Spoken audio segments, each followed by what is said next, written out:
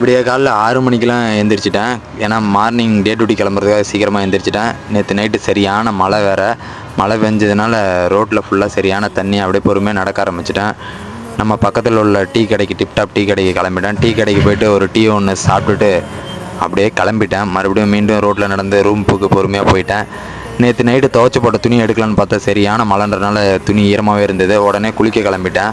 குளிக்க போய்ட்டு அப்படியே ப்ரஷ் பண்ணிவிட்டு அப்படியே குளிச்சுட்டு அப்படியே வந்துட்டேன். நேற்று நைட்டு அயன் பண்ணி வச்சுருந்த பிளாக் அண்ட் பிளாக் ட்ரெஸ்ஸை போட்டுக்கிட்டு அப்படியே பொறுமையாக ரோட்டில் நடக்க ஆரம்பிச்சிட்டேன். பொறுமையாக ரோட்டில் நடக்க ஆரம்பிச்சோன்னா நேற்று சரியான மழை நைட்டு. அந்த மழையில் வந்து ரோட்டு ஓரத்தில் சரியான தண்ணி வேறு தேங்கி இருந்துச்சு. ஓரமாக ஒதுங்கி போனேன்.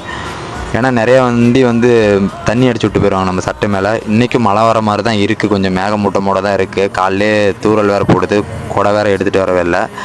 ஒரு வழியாக நம்மளுக்கு வர பஸ்ஸும் வந்துருச்சு. அங்கே வேறு வெயிட் பண்ணிட்டு இருந்துச்சு. சரி நம்ம பக்கத்தில் வந்தோன்னு இறந்து நின்றுட்டு இருந்தேன். ஒரு வழியாக பஸ்ஸில் ஏறி இன்றைக்கி சீட்டு கிடைக்கலைங்க. இன்றைக்கி அதிர்ஷ்டம் இல்லை போல் இருக்குது. அதனால் நின்று ஸ்டாண்டிங்லேயே வந்துட்டேன். அப்படியே வேடிக்கை பார்த்துட்டே வந்தேன். கொஞ்சம் நேரம் போனோன்னே சீட்டு கிடச்சி கொஞ்சம் வேடிக்கை பார்த்துட்டே வந்தேன்.